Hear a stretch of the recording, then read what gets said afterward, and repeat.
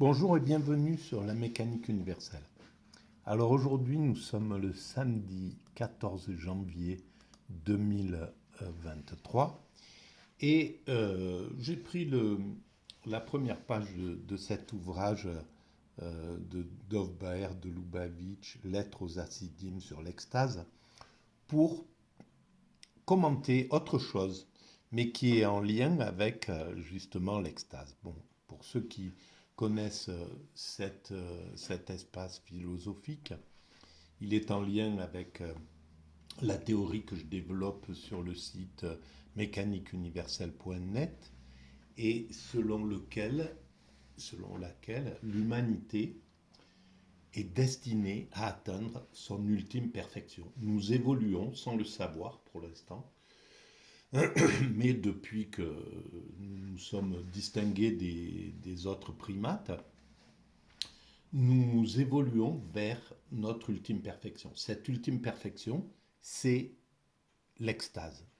L'extase facile, en somme. L'extase, pour moi, c'est la réunion charnelle de l'individu, de l'être vivant, avec le principe créateur dont nous sommes constitués. Nous sommes constitués de cette chose ce X dont nous ignorons tout, qui a mis en œuvre l'univers. Et nous sommes une poussière de cet univers. Nous appartenons, pas une poussière, parce que nous sommes beaucoup plus que ça en réalité. Mais nous sommes constitués de cet univers. Donc nous sommes une partie de ce divin, en somme. Hein, si on considère que ce qui a mis cet univers en route, c'est quelque chose qu'on peut considérer comme ce que les religions appellent le divin. Mais les religions sont comme nous aujourd'hui, hein, on ne sait pas ce que c'est que ce X, cet inconnu cette forme inconnue, cette puissance créatrice, cette chose, ce truc, je ne sais pas comment on peut, ce machin, qui a mis en œuvre, qui a voulu cet univers à partir du Big Bang et qui est en même temps dans cette création. Donc nous sommes une partie de ce divin et l'humanité, sans le savoir, évolue vers la fusion avec ce divin. La fusion charnelle, parce qu'à travers l'extase, pour avoir fait cette expérience extatique, quand on fait l'expérience extatique, on prend conscience qu'on est dans un état de conscience complètement différent de tous les autres états de conscience ordinaires de l'existence. Et donc, qu'on est au contact de quelque chose dont la nature nous entraîne chaque cellule de notre corps à une jouissance absolue, à quelque chose qui s'apparente à ce qu'on appelle l'amour. Voilà, on est dans un état d'amour absolu et de sensation, de plaisir et d'amour envers l'ensemble de la création de façon tout à fait absolue. Alors, euh, eh bien, pour illustrer cette vision, je, je vais utiliser un épisode d'une émission de France Culture que j'écoute et que j'aime bien, que j'écoute souvent, qui s'appelle Avec philosophie. Et là, c'est l'épisode 2 sur 4. Y a-t-il des expériences qualifiables de radicales? Donc je lance l'écoute et puis je vais aller sur quelques pôles. J'ai écouté ça cette nuit en fait. Et donc je l'ai écouté un peu pareil, dans une semi-conscience, hein. Et, mais des choses m'ont parlé tout à fait. Quand on a fait cette expérience extatique, certains propos, on parle apparemment beaucoup de Bergson, qui pour moi était un philosophe spirituel, un philosophe qui s'intéressait au divin, à Henry James, pareil, qui est un philosophe. La plupart des philosophes sont spirituels, enfin, ont un intérêt, s'intéressent au, au, à la densité spirituelle de la création, à la position spirituelle de l'humanité, etc. Voilà, c'est le cas de la plus grande partie des philosophes. Il y a eu il y a des petites périodes où la philosophie a dû aller vers l'athéisme pour contester le religieux, bien souvent, ou pour aller contester le religieux, comme Nietzsche, par exemple, bien que c'était pas vraiment un athée, à mon sens, mais bon, voilà, ou certains philosophes des Lumières qui voulaient plutôt se rapprocher de, de la raison pure plutôt que du spirituel. Mais même ceux qui ont travaillé sur la raison pure, les Kant, etc., ou Hegel plus tard, ou la phénoménologie, étaient pour moi des spirituels.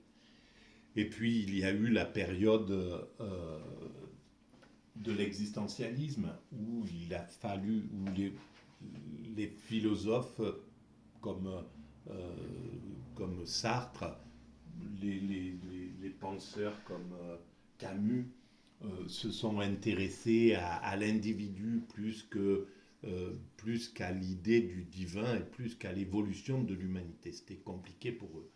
Et puis il y a eu la période aussi de la psychologie, des grandes découvertes de la psychologie comme Freud, qui ont dû aussi porter leur attention sur l'individu beaucoup plus que sur le spirituel. Ce qui n'empêche pas qu'il y a une réflexion sur le divin, mais il y a quelque chose qui les empêchait de rentrer au contact du divin, parce qu'il faut aller au contact quelque part du divin. Il faut avoir une vie bien particulière pour s'intéresser au divin euh, plus qu'à la vie en somme. C'est par exemple Sartre ou Camus n'avaient pas le temps de s'intéresser au divin. Ils ont organisé leur vie de façon à ce que à en jubiler à jubiler de l'action plus que de la réflexion sur la contemplation ou sur le divin. Donc c'est des sortes d'athéisme brut qui ne sont pas réfléchis, c'est pas une réflexion contre Dieu avec une analyse vraiment pourquoi il n'y aurait pas de Dieu, pourquoi la création serait construite sur rien, etc. C'est pas une réflexion profonde à ce niveau-là qu'ils ont fait ces philosophes-là. Et d'ailleurs, dans la partie de l'existentialisme, elle est née de spirituel, en somme, de Husserl ou de Kierkegaard, voilà, des philosophes qui accordaient une importance fondamentale au divin. Donc voilà, on va commencer cette lecture, cette écoute, et je commenterai. Là, c'est juste le début qui met en scène l'idée. France Culture, avec philosophie, Géraldine Mühlmann. Nous vous proposons cette semaine une série d'émissions autour de la question suivante. Pourquoi les philosophes aiment-ils la radicalité ? Deuxième épisode aujourd'hui. Y a-t-il des expériences qualifiables de radicales ? Alors, voilà, expérience qualifiable de radicale. Oui, effectivement, l'extase, à mon sens, cette émission parle de ça. Je l'ai pris en cours de route, donc j'ai pas entendu le début, etc. Mais évidemment, l'expérience extatique est une expérience radicale, c'est-à-dire elle nous sort complètement de, de, la, euh, de la vie ordinaire, de la conscience ordinaire. Et donc on peut l'appeler radical à ce niveau-là. Je ne sais pas si c'est pourquoi ce terme est employé plutôt que sublime, expérience sublime, ou je ne sais pas, quelque chose qui... Mais bon, Pour en voilà. parler, j'ai le plaisir d'accueillir Stéphane Madelrieux. Alors, bonjour. Bonjour. Vous êtes voilà, ça, professeur c'est de les- philosophie à l'université Jean Moulin Lyon 3. Vous êtes l'auteur d'ouvrages consacrés à certaines grandes figures de la philosophie pragmatiste américaine, telles que William James et John Dewey, mais vous vous intéressez aussi à toute une ligne philosophique française qui a reçu et réélaboré à sa façon ces pensées américaines, notamment à Henri Bergson, mais aussi par exemple à Jean Val ou encore à Gilles Deleuze. Vous venez de publier Philosophie de l'expérience radicale aux éditions du Seuil, donc en 2022.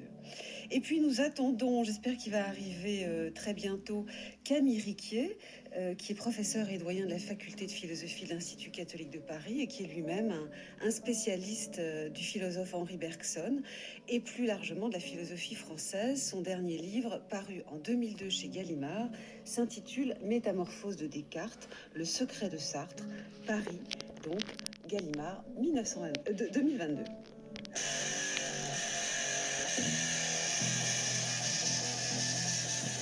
Bon, c'est pas fameux.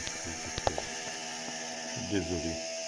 Alors, Avec philosophie. Le modèle culturel serait Roméo et Juliette, de reconnaître les objets de notre expérience dans nos expériences ordinaires. Mais voilà. Alors, c'est habituellement d'organiser nos expériences. Nous avons des concepts qui nous aident à poser des étiquettes sur les choses et à les reconnaître. Ceci est un arbre, ceci est une voiture. Nous avons un langage. Nous avons des souvenirs qui nous permettent de reconnaître les objets de notre expérience dans nos expériences ordinaires. Mais voilà. ces expériences ordinaires. médiations, ces instruments qui nous permettent d'éclairer notre expérience, qui nous permettent d'y faire face, qui nous permettent de réagir de manière ajustée aux situations, forment en même temps comme autant d'écrans, puisque ce sont des moyens comme des intermédiaires qui s'interposent entre nous et la réalité. Ce sont comme des outils, mais qui nous écartent de la réalité en nous permettant de la manipuler. Et James considère qu'on pourrait revenir à un stade antérieur de la perception, se défaire de toutes ces distinctions conceptuelles, y compris celles entre le sujet et l'objet, pour revenir à un état pur de la perception, un état pur de l'expérience, et c'est cet état pur de l'expérience qui finalement nous révélerait la constitution primitive de la réalité, qui ne serait ni subjective, ni objective, ni matérielle, ni mentale. Et voilà, là donc ce dont il parle, Henry James, qui est révélé par ce professeur de philosophie, c'est exactement l'expérience de l'extase. C'est-à-dire que l'extase, en positionnant l'esprit sur l'immédiat absolu, donc empêchant en fait le cerveau de penser, puisque on est dans la contemplation pure. Le cerveau, pourquoi on est dans le présent absolu? Parce que le cerveau a cessé de penser, de se projeter vers l'avenir. On est sans cesse en train de se projeter. Quand je parle, je déroule mon idée, par exemple, là, et voilà, je dois anticiper mes phrases sur le futur. Je suis en même temps prisonnier aussi de ce passé, de ce que je suis, etc. Dans l'état d'extase, on est dans le pur immédiat. On peut plus le cerveau se projette plus vers l'avenir, ne se projette plus vers le passé, donc on est en pure contemplation. Et en pure contemplation, le cerveau ne décrypte plus, n'a plus les repères. Il voit les choses, on voit, mais on décrypte pas. On ne voit pas un canapé rouge, voilà, etc. Ce mur, une voiture, des choses. Les choses apparaissent, les objets sont là, mais ils ne sont pas décrits, ils ne sont pas les couches en fait qu'on a mis sur chaque chose de la création et qui nous servent effectivement à construire l'humanité. Il faut qu'on puisse décrire, etc. Donc, dans le monde ordinaire, on a posé tout un tas de couches sur, voilà, cet ouvrage-là, c'est du papier cartonné, etc. Ça, on peut le définir, cet objet, par toute une littérature, à savoir que le papier décline de l'arbre, etc. Il est constitué de telle façon. Les lettres, ce sont des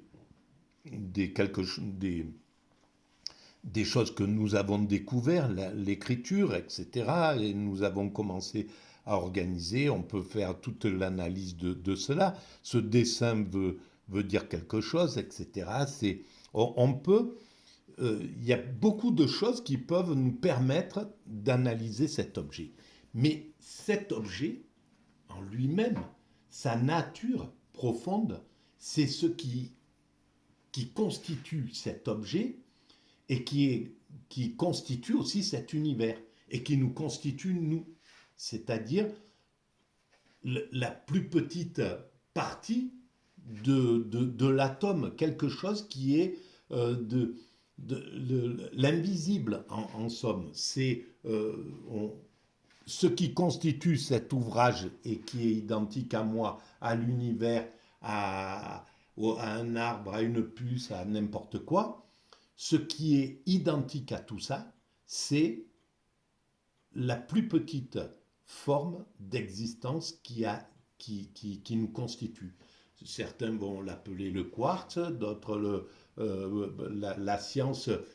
Voilà, c'est la science qui est en train de chercher ce que c'est. C'est le boson de Higgs, le boson de Dieu, bref. C'est quelque chose qui constitue tout, qui explique toute cette création et qui fait que nous sommes constitués de cela. Et en réalité, dans l'état d'extase, nous sommes en vibration avec cet état-là, avec cette puissance. C'est pour ça que si on écarte toutes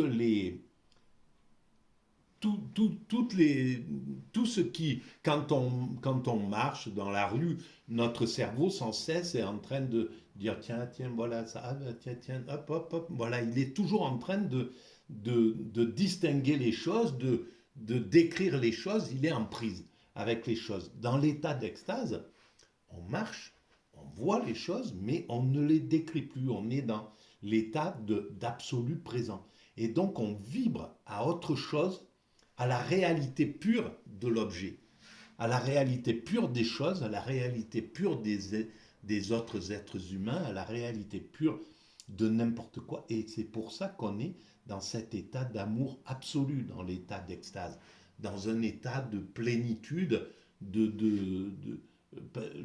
voilà, ça donne cet état-là. Et donc, on va réécouter ce que vient de dire et on le comprendra mieux. C'est dans la reprise qu'en fait effectivement Deleuze dans un texte, qui est un de ses derniers textes, qui s'appelle L'immanence, une vie. L'immanence. C'est un texte notamment qui porte sur la perception. On va parler sur le rapport immédiat que nous avons à la réalité. On comprendra mieux. Et William James parle de la perception en termes d'expérience pure. Qu'est-ce que c'est qu'une expérience pure ? C'est une expérience immédiate au sens où elle suspend dans une forme de suspension ou d'époquée, comme vous en avez parlé hier dans l'émission consacrée au doute radical. On suspend toutes les formes qui nous permettent habituellement d'organiser nos expériences. C'est donc faire l'expérience d'extase. Poser des étiquettes sur les choses, à les reconnaître. Ceci est un arbre, ceci est une voiture. Nous avons un langage. Nous avons des souvenirs qui nous permettent de reconnaître les objets de notre expérience dans nos expériences ordinaires. Mais ces médiations, ces instruments qui nous permettent d'éclairer notre expérience, qui nous permettent d'y faire face, qui nous permettent de réagir de manière ajustée aux situations, forment en même temps comme autant d'écrans, puisque ce sont des moyens, comme des intermédiaires, qui s'interposent entre nous et la réalité. Oui. Ce sont comme des outils, mais qui nous écartent de la réalité en nous permettant de la manipuler.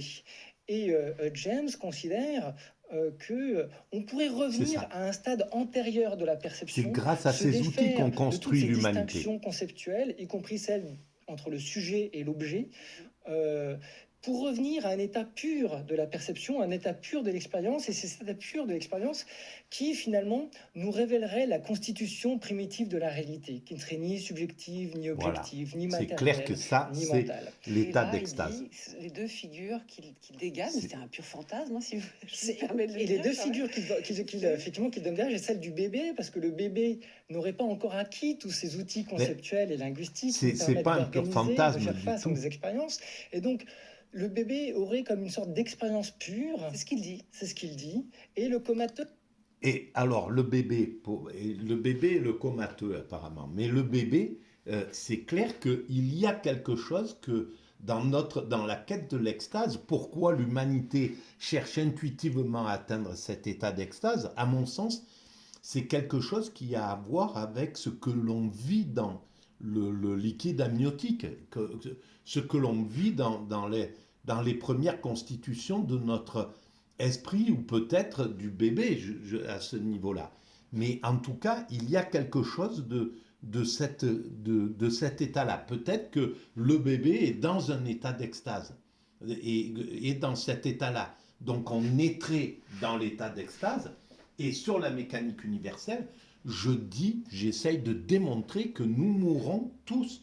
On passe obligatoirement, la mort nous conduit à passer, nous conduit à passer obligatoirement par l'extase. À un certain moment, le cerveau, il est obligé d'abandonner toute velléité de résistance à la vie. Il accepte, il finit par comprendre que c'est le moment d'accepter. À partir du moment où il accepte, il ne se projette plus vers l'avant, il abandonne l'arrière, il est dans un état de pur immédiat. Et donc on meurt tous dans l'état d'extase. C'est ma conviction et voilà, je voudrais avancer. Je vous renvoie à la lecture du dernier chapitre de la mécanique universelle qui est consacré à la mort justement et où j'essaye de réunir cela. Alors le bébé, à mon sens, oui, il y a... C'est pas de la gnognotte ce que disait Henry James. Ces penseurs-là, Bergson, Husserl, etc., c'est des types, ils vouent leur existence à la réflexion. C'est pas... Parce que le comateux, Et le suite comateux, par exemple alors, à un choc, à un coup, verrait son organisation intellectuelle et pratique désorganisée et reviendrait par là, par le fait que cette organisation se défait à un stade antérieur et plus pur de l'expérience. Alors c'est vrai que Pourquoi James pas, a c'est fait pas possible. mal de cliniques Ça, comme psychologue, clinicien. Mais franchement, ce qu'il prête aux nouveau-nés en termes d'expérience et ce qu'il prête aux comateux, je dirais que c'est presque encore plus fou. On pourrait juger que le coma, c'est justement l'absence d'expérience. On n'arrive plus à avoir de l'expérience sensible.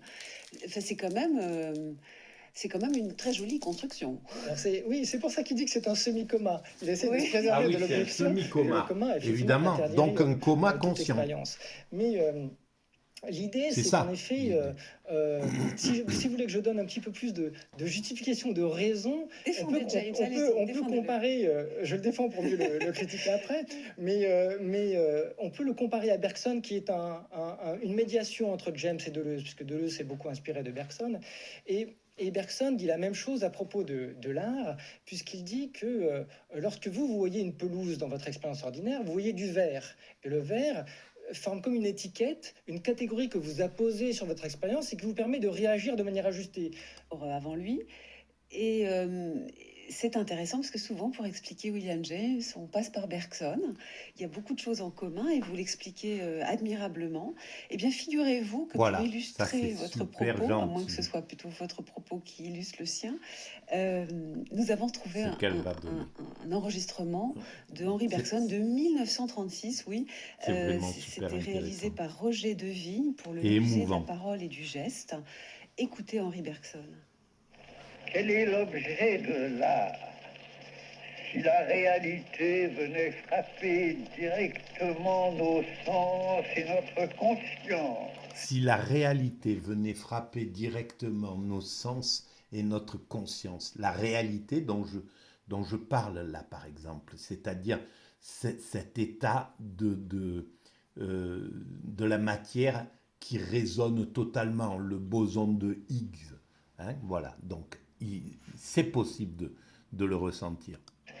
et si nous pouvions entrer en communication immédiate avec les choses et avec nous-mêmes, je Si nous pouvions rentrer en communication immédiate avec les choses et avec nous-mêmes, parce qu'il faut être nous-mêmes à ce diapason de l'extase, donc être dans ce niveau de conscience qui n'est pas la conscience ordinaire. Donc il faut que nous arrivions à être dans cet état d'extase, et à ce moment-là, on rentre en relation avec ce qui est extatique à chaque chose. crois bien que l'art serait inutile, ou plutôt que nous serions tous artistes, car notre âme vibrerait alors continuellement à l'unisson de la nature. Car notre âme vibrerait alors à l'unisson de la nature. Nous serions au contact absolu des choses et on serait tous artistes finalement, mais artistes au degré extatique, évidemment, et notre âme vibrerait alors à l'unisson de la nature. Et c'est ça l'état d'extase.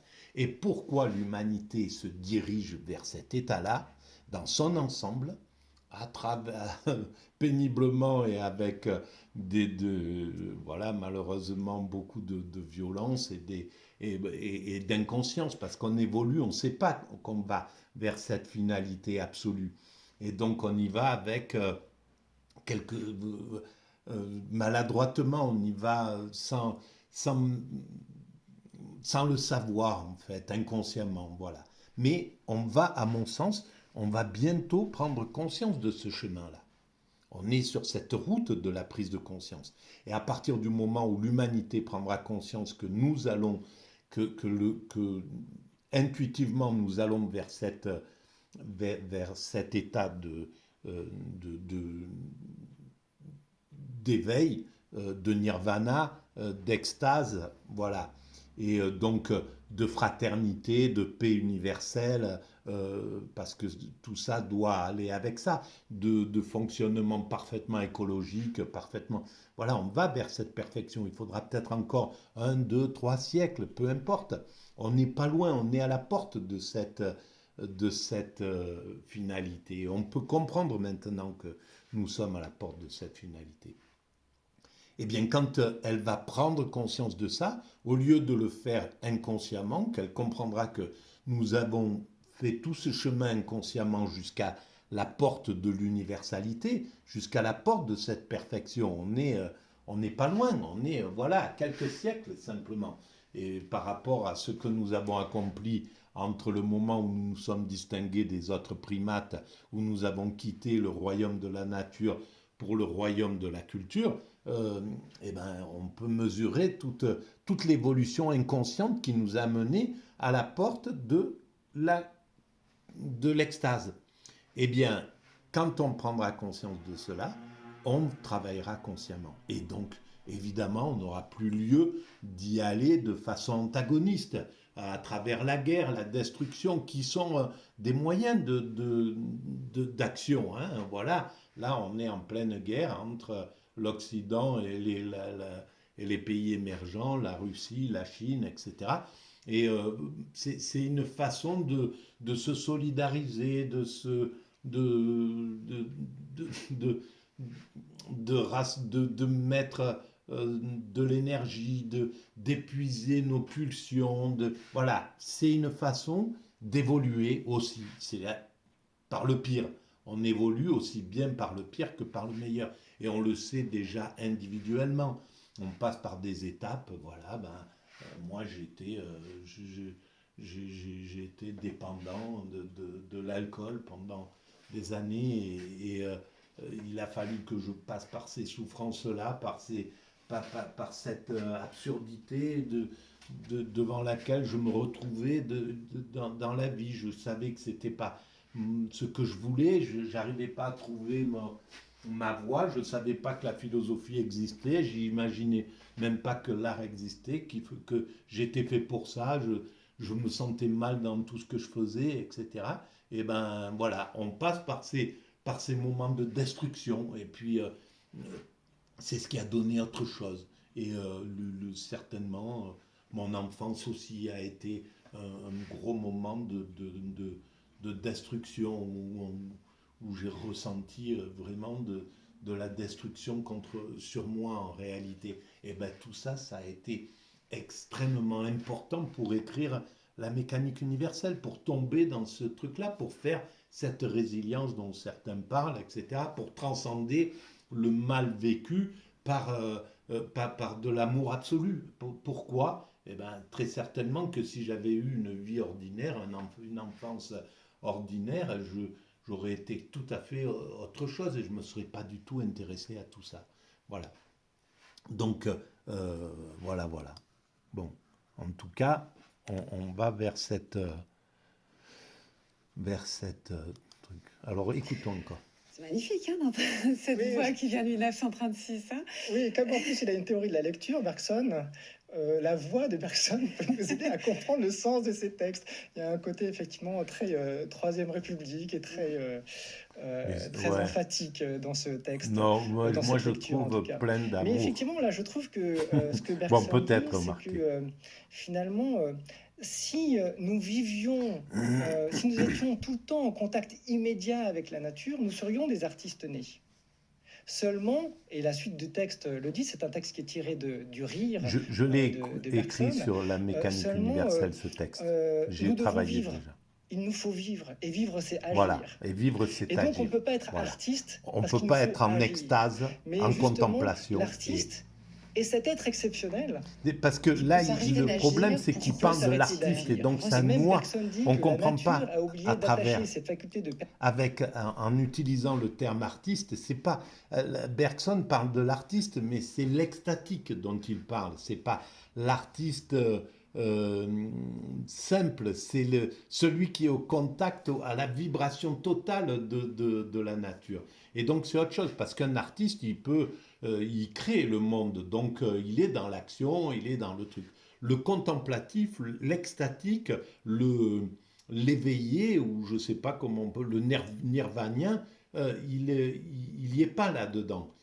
Il est dans la contemplation. Il faut qu'il sorte de cet état-là pour pouvoir agir. Et puisque nous devons construire le monde, puisque nous devons amener l'humanité à son ultime perfection, on doit travailler, on doit agir, on doit bosser, on doit faire les choses, les faire évoluer, etc. Et donc on ne peut pas être en contemplation. C'est pour ça que pour l'homme constructeur que nous sommes, pour les hommes constructeurs que nous sommes, c'est difficile d'atteindre l'extase. C'est pas quelque chose qui est facile, ça demande des efforts. Bon, on peut le vivre accidentellement, comme ça a été mon cas, mais c'est exceptionnel. Et puis ça dure pas longtemps, ça a duré 1 semaine pour moi, mais c'était parce qu'il fallait que je comprenne certainement quelque chose à travers ça. Et d'ailleurs, ça a été fondamental pour la suite de la théorie que j'ai développée.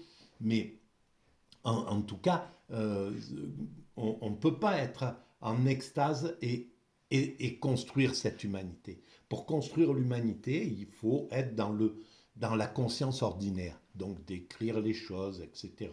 Être des artistes ordinaires. Un artiste ordinaire, il vit ordinairement, il vit classiquement, il est dans dans la vie, avec ses pulsions, ses désirs, ses ambitions, ses trucs, toutes ces choses-là qui n'existent plus dans l'extase.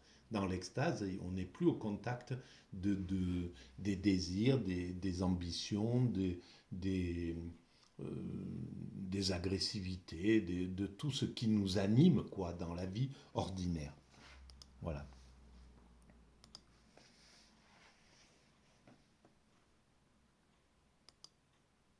Perception a ses facultés d'action, si bien que lorsqu'il perçoit pour percevoir et non pas pour agir.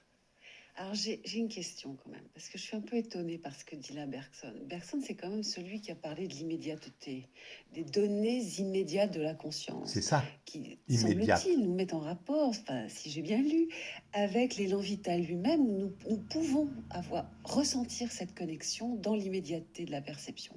Et pourtant, dans ce qu'il vient de dire là, non, nous n'y arrivons pas, dit-il, c'est un échec, et nous avons besoin de la médiation de l'art pour véritablement restituer, Non. voire même ressentir la perception immédiate. Il y a besoin d'une médiation. Pour un penseur de l'immédiateté, c'est un peu troublant. C'est vrai, mais c'est une méthode qui est un peu négative. C'est le préalable de l'expérience immédiate. Parce que nous vivons tous d'abord des expériences ordinaires. Notre situation, c'est d'abord celle de l'expérience ordinaire, c'est-à-dire de l'action, de l'interaction avec les choses. Voilà. Et par conséquent, nous ne sommes pas en rapport immédiat avec les choses parce que les besoins de l'action, dit Bergson, nous imposent de trouver des outils, des instruments, qu'ils soient des instruments conceptuels et linguistiques ou des outils matériels, La pour seule pouvoir chose, c'est de agir simplifier tout ça sur pour le notre comprendre environnement. Il nous faut de donc façon bien vivre. ordinaire. Mais il nous est possible de suspendre ce besoin d'agir et donc de faire disparaître ces médiations pour retourner à l'expérience immédiate de la vie elle-même. Et l'art ou les artistes qui sont des êtres exceptionnels nous montrent le chemin. Mais le but de Bergson est que par la philosophie, chacun puisse refaire ce chemin qui n'est réservé qu'à quelques personnes exceptionnelles dans le cadre de la perception. France Culture, avec philosophie, Géraldine Mühlmann. Et je suis avec Stéphane Madel-Rieu pour parler des expériences qualifiables de radicales. Nous parlons de Bergson. Alors il y a évidemment chez Bergson, comme chez James, comme chez William James, dont nous avons parlé avant, ils étaient très amis, cette idée que vous expliquez fort bien, Stéphane Madel-Rieu, selon laquelle il faut faire des expériences limites, souvent, ou extrêmes, on va dire, extraordinaires. Par exemple, l'expérience mystique. Le mot extatique n'est pas donné, c'est dommage, parce que pour nous c'est ce connecter mot vraiment c'est à l'élan l'extase. vital lui-même, à ce qui dans l'ordinaire est voilé. Donc Et l'élan vital, c'est Dieu, pour c'est Bergson, pas autre chose. de passer à cet état Et extrême. c'est effectivement Dans le aussi quotidien, c'est rarissime qu'on ressente l'élan vital de manière pure et entière, si je puis dire. Oui, l'expérience mystique, c'est effectivement un des modèles de l'expérience radicale tout au long du XXe siècle. James, d'ailleurs, en avait parlé dans son livre sur les variétés de l'expérience religieuse. Bergson le reprend et pendant tout le début du XXe siècle, ça reste une expérience intensément travaillée. Ça, c'est et qui va intéressant. encore être travaillée, y compris par des auteurs athées comme Bataille. Voilà, là il va parler de Bataille qui est très hyper intéressant. mystique. Voilà, une expérience. Pourquoi elle est importante? Parce qu'elle fait un peu le pendant à l'expérience pure. L'expérience pure, c'est une expérience radicale qu'on obtient par régression à partir de l'expérience ordinaire, en faisant sauter toutes les médiations. En se concentrant très Voilà, fortement. alors, faire son chemin, en purifiant son expérience jusqu'à toucher ou arriver à un état de contact. Voilà, ça c'est la quête de l'extatique à travers la mystique qui a cette vision-là. Mais en définitive, ça peut être quelque chose de... L'extase ne concerne pas que forcément le religieux. Le religieux est une voie d'accès à l'extase. Toutes les religions ont des techniques pour atteindre cet état-là. Il y a des éclaireurs qui font ces expériences. Voilà, c'est le nirvana, le samadhi, dans le bouddhisme, etc. Le zen, les soufis en les soufis dans l'islam, l'extase chez les hassidim, voilà, toutes les grandes spiritualités ont leur mystique, ont leurs éclaireurs de mystique, qui ne peuvent faire qui font cette expérience pour l'ensemble de l'humanité, pour leurs frères humains en somme, et qui vont expérimenter ces états-là. Mais on peut faire cette expérience sans cela. Moi, l'expérience que j'ai faite, elle m'est tombée dessus. J'avais pas du tout, je croyais pas en Dieu, ni pas forcément. C'était le tout début de la mécanique universelle. J'avais trouvé la logique de l'évolution vers ce que j'appelais avant l'amour absolu, parce que je savais pas, j'avais pas compris que c'était l'extase, mais je disais l'humanité est destinée à atteindre l'amour absolu. Et donc c'était ça pour moi. Mais je n'avais pas de lien avec le spirituel. Le spirituel, il est venu, il s'est imposé à moi à force voilà, dans les 2 années où j'ai construit la mécanique universelle. C'est par logique que je me suis dit, ben oui, alors forcément, ce qui a créé cet univers, c'est ce qu'on appelle le divin. C'est ce que les religions appellent le divin. Mais c'est juste de la logique. C'est même pas quelque chose de mystique. Je ne suis pas tombé dans la mystique. Elle s'est imposée en somme à moi. Et donc on peut faire cette expérience comme ça. Et c'est ce que fait Bataille, justement. Et Bataille va parler de l'immanence, c'est-à-dire que c'est plus la transcendance, mais c'est la même chose. L'état est le même. Euh, on va penser qu'il y a du divin, le spirituel qui fait l'expérience extatique à travers l'extase chez les soufis ou chez les hassidim ou chez voilà, cette expérience va être attachée au divin, mais l'extatique il peut faire on peut très bien Bataille cherche à faire cette expérience là de façon sans s'occuper de cette chose-là. Mais quoi qu'il arrive, on l'a fait, cette expérience. Et quoi qu'il arrive, puisqu'on meurt tous dans l'extase, selon moi, qu'on soit athée ou pas, cette expérience, elle est en nous. Et c'est pas pour rien qu'on meurt dans l'extase, d'ailleurs. Donc, je vous renvoie à ça. On va écouter cette... L'expérience mystique donne plutôt le modèle de l'expérience limite, comme vous l'avez dit, qui s'obtient différemment, à savoir par transgression de toutes les limitations. Car l'expérience ordinaire n'est pas simplement l'expérience qui est médiatisée, c'est aussi une expérience qui est modérée, limitée, encadrée par des règles, des lois, des cadres qui donnent un sens à nos expériences ordinaires. Et l'expérience limite consiste à dépasser tous ces cadres, à transgresser tous ces cadres pour atteindre effectivement une expérience qui, comme le dira Bataille, essaye d'aller jusqu'au bout du possible. Donc non pas une régression vers un état plus pur de la vie, mais une sorte de transgression des limites, au-delà des limites même de l'individualité, au-delà des limites du moi, voire des limites de l'humanité, comme le dit Bergson, pour effectivement se confronter à une sorte de point ultime qui est celui de l'invivable et qui est aussi celui de la mort. Alors, là encore, j'ai une question parce que chez Bergson, il est clair que, comme chez William James, dans l'expérience mystique, il y a une puissance supérieure qui agit. Alors, c'est l'élan vital, enfin, il y a du divin, quoi. Il y a quelque chose il y a quelque chose de religieux et de métaphysique, comme vous le dites vous-même, chez Bergson, qui est reconduit exactement comme on le voyait chez William James. Mais vous avez évoqué Georges Bataille, cet auteur français du XXe siècle, qui a cherché aussi des états limites. Et je suis un peu étonnée que vous le mettiez dans le même sac, bien quand sûr même, d'auteurs d'empirisme métaphysique, parce que c'est pour ça chez Bataille, on peut trouver un sacré, mais c'est un sacré qui n'a rien à voir avec le sacré ordinaire, c'est un sacré noir, comme il dit. Il y a quelque chose... Mais qu'il soit... Mais c'est pour ça que cette expérience d'extase, on peut la vivre par tous les... L'extase, c'est quelque chose qui est...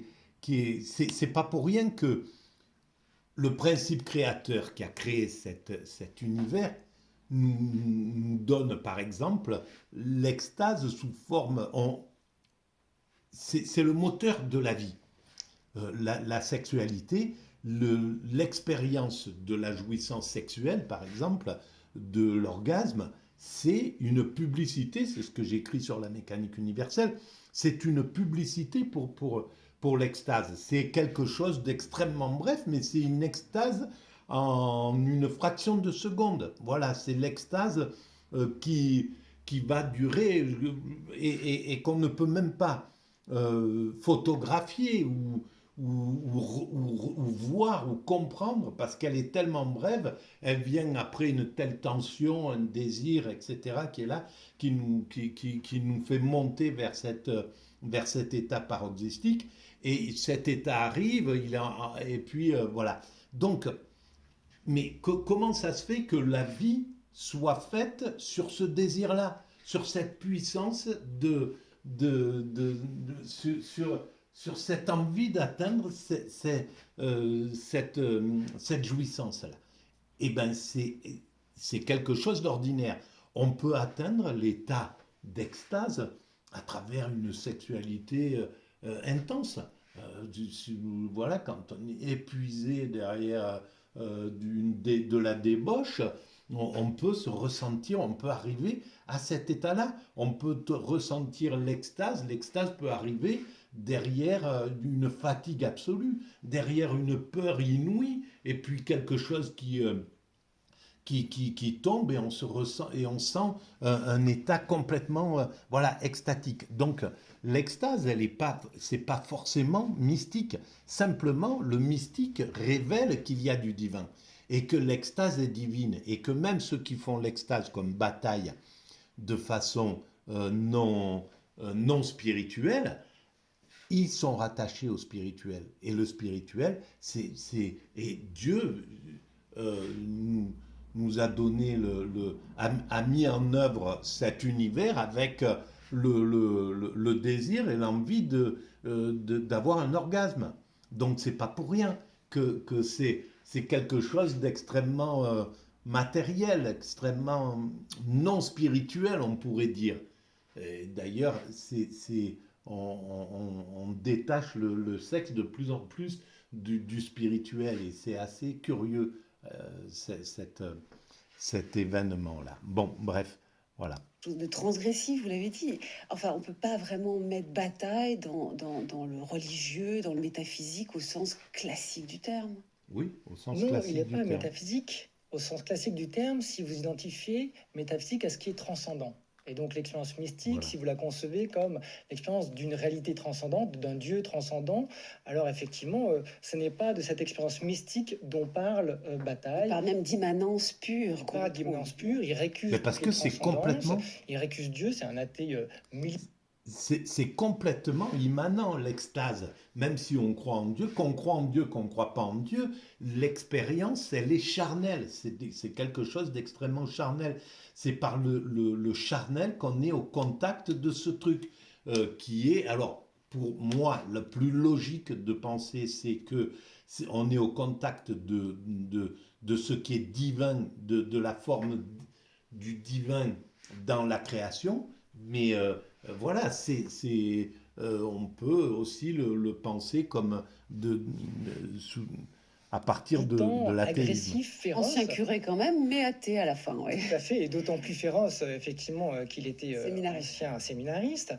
Et ça, c'est les méandres il conserve le schéma pourquoi de on sort pensée qu'est-ce qui de l'a fait l'expérience sortir radicale. Bataille. C'est-à-dire qu'il du considère spirituel. finalement que l'expérience religieuse traditionnelle, y compris l'expérience mystique, n'est pas encore assez radicale. Pourquoi ? Parce qu'elle est limitée. Elle est limitée théologiquement par le fait que c'est une expérience qui doit prendre pour objet un Dieu, et le Dieu d'une tradition, et qui a un but, qui est le salut de l'âme. Oui, mais qu'on se fixe sur un arbre, comme Bouddha, ou sur le vide, ou sur Dieu, ou sur quoi que ce soit, l'important, c'est d'arriver à cet état d'extase, c'est tout. Et que ça soit après un truc de mort imminente, ou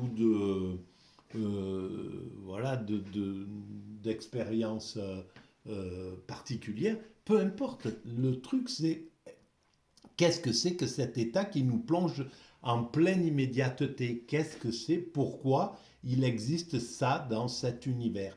Pourquoi, à partir de derrière le mur de Planck, ce qui a créé une seconde avant l'univers, avant la création de l'univers, qu'est-ce que c'est que ce truc qui a fait cet univers avec cette expérience extatique à l'intérieur?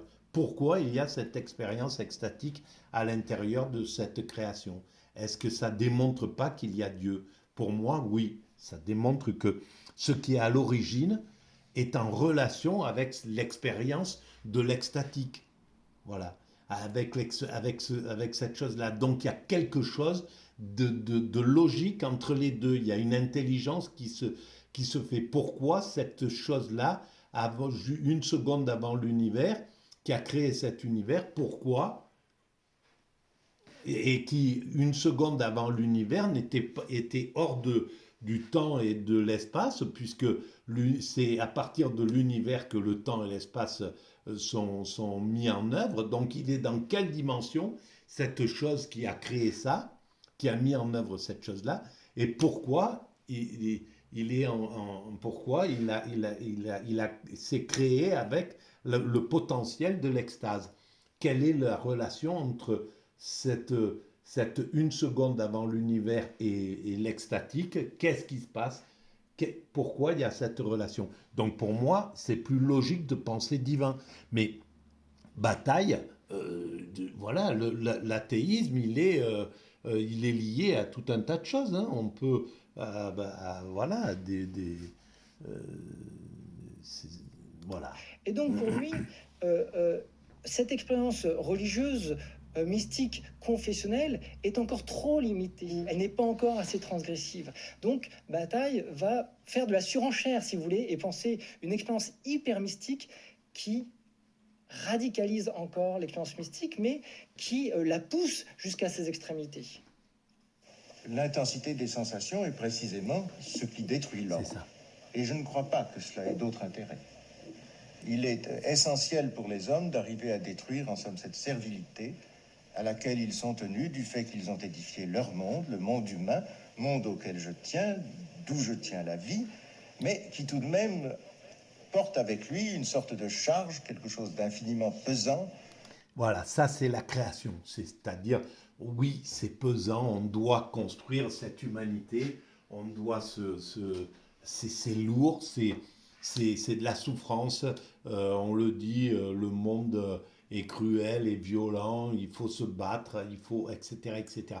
C'est pesant, mais parce on doit construire cet univers. Mais on va vers quelque chose, on construit quelque chose qui ne sera plus pesant. C'est pour ça qu'on construit la fraternité, la paix universelle, etc., etc. On veut se libérer de cette pesanteur.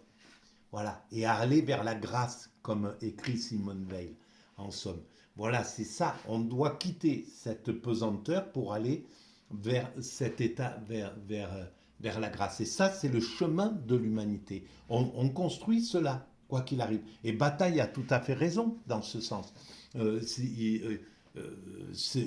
On doit se détacher Qui se de retrouve cette... dans toutes nos angoisses et qui doit être levé Évidemment, d'une il y a certaine façon. l'angoisse. Et on doit être Eh bien, levé, c'était Georges Bataille. et qui doit être levé d'une certaine façon. Simplement, Bataille ne projette pas son esprit sur la fin de l'humanité, sur la finalité de l'évolution, où nous allons. Il ne peut pas se poser cette question-là. Justement parce qu'il fait abstraction du spirituel, qui, eux, ont pensé la finalité.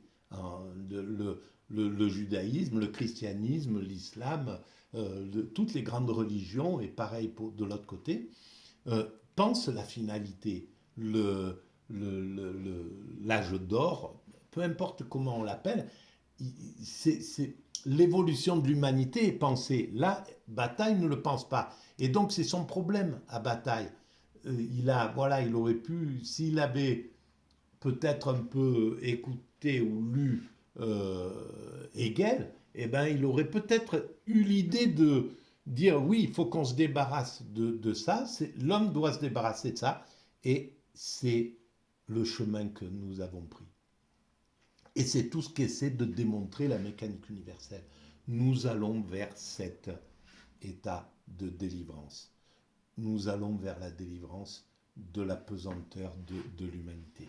Et pour ça, il faut qu'on se batte. On est dedans, il faut qu'on se castagne, il faut qu'on lutte les uns avec les autres, etc. On est dans cette aventure et on peut rien faire contre ça. Il faut y aller, il faut aller jusqu'au bout de cette aventure.